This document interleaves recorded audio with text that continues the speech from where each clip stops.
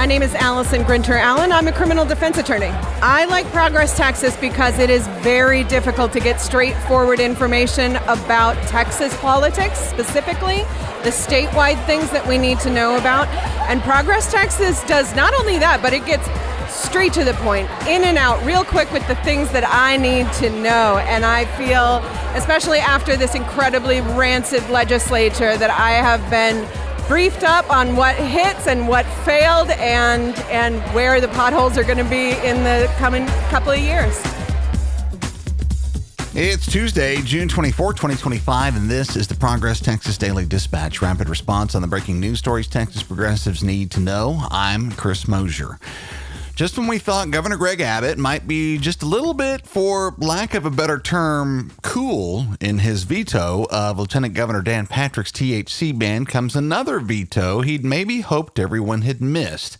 Stephanie Coythan at the San Antonio Current writes that Abbott has also axed Texas's participation in the Federal Summer Electronics Benefits Transfer, or Summer EBT program, which would have provided qualifying low-income families here in Texas $120 for each of their kids to keep them fed during the summer months when they don't have access to school meals.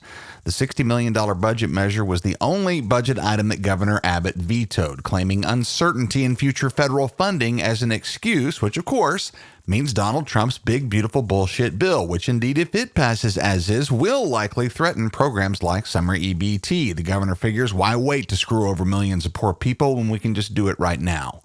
More than 3.75 million Texas children would have qualified for this extra help under this program. Completely shameful. We're a little confused, frankly, and so is Dan Patrick, who, of course, thought he had the aforementioned THC thing in the bag there for a minute. CBS News says it's further evidence of a widening Republican split between its more pragmatic business wing and its hysterical nanny state wing, represented here by Patrick, who is now hysterically accusing Governor Abbott of seeking a complete legalization of recreational marijuana in Texas. Sounds good to us, but that's obviously not on the table, and everybody knows it. Patrick's in a full state of delirium here. He's now accusing the producers of THC products of colluding with cartels and terrorists, and talking about stoned people walking in front of trains. Representatives of that still nascent and presumably non-terroristic consumable hemp industry in Texas, having just dodged a bullet, are now working to craft the narrative for this upcoming special session that just about nobody wanted. Stephen Simpson at the Texas Tribune says they generally welcome more regulations,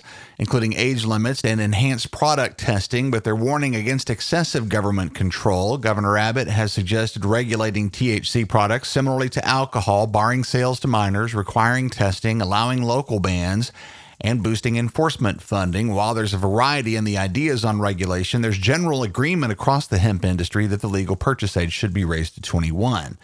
Meanwhile, all of this could end up for naught, as there's now talk of a consumable hemp ban at the federal level. The Marijuana Herald reports that the U.S. House Appropriations Committee has approved a federal spending bill that includes a broad ban on hemp-derived THC products as part of the 2026 Agriculture Appropriations Bill, which redefines hemp to exclude products with detectable THC or those marketed for intoxication, effectively banning items like Delta-8, THCA, THCO, and smokable hemp flower, all of which have proliferated after being legalized under the 2018 Farm Bill. Party line vote here, of course, with Dems against a ban, but supposedly small government Republicans unified behind a ban. It now moves to the full House for a vote and to the Senate if it passes. We're awaiting word from the American Civil Liberties Union on that lawsuit they've said they have ready to go against that 10 Commandments in Classrooms bill that Governor Abbott signed over the weekend, but they've moved faster on one opposing a new DEI ban also signed by the governor in the last few days. Betty Cross at CBS Austin says SB 12 bans diversity, equity, and inclusion policies and programs in public schools and prohibits school districts from considering race, gender identity, or sexual orientation in hiring decisions.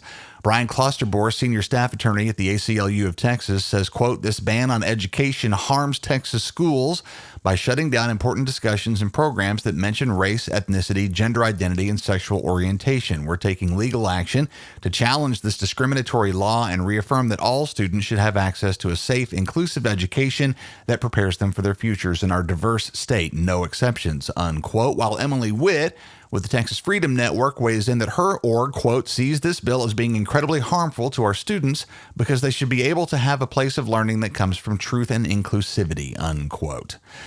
Recent moves to run in the 2026 midterms from candidates on both sides. One Democrat here in Texas makes the New York Times with his announcement. J. David Goodman at the Times writes on Terry Virts, a retired NASA astronaut based in Houston, who has centered his announced run for the U.S. Senate around criticism for both of the major parties, focusing both on stopping the chaos of Donald Trump and accusing national Democratic leadership as having been, in his words, MIA as Trump regained power. Progressives may find themselves at odds with Virts' views on immigration, which are that the Democratic Party has openly encouraged illegal border crossing, which most of us know not to be accurate. But on other topics, there's likely to be more alignment. We look forward to talking to Terry Virts about his campaign and what he believes he brings to the table for Texas voters. The Times cites other Democratic likelies in that race as former Congressman Colin Allred and Beto O'Rourke and current Austin State Rep James Tallarico, all of whom have now been beaten to the punch with an actual announcement by Terry Virts, upon whose career Jeremy Wallace at the Houston Chronicle elaborates, an Air Force fighter pilot before joining NASA in 2000, where he served as a commander of the International Space Station, logging 200 days in orbit until his retirement in 2016, beyond which he has made documentary films based on his orbital photography and has worked as an energy consultant. Over on the other side, the crowd of Republicans who'd like to replace Ken Paxton at AG keeps growing. Kayla Guo at the Texas Tribune says Houston Senator Joan Huffman has announced a bid. Not being up for re-election in 2026, she doesn't have to give up her seat in the Senate to run for Attorney General. She's one of the longest tenured state senators and has immediately begun taking shots at both Galveston Senator Mays Middleton and Attorney Aaron Wrights, both considerably younger than Huffman, who is 68. She says of her GOP competitors, quote, "You want an experienced attorney, not someone who's never seen the inside of a courtroom or is simply a young politician climbing the political ladder," unquote, and ouch.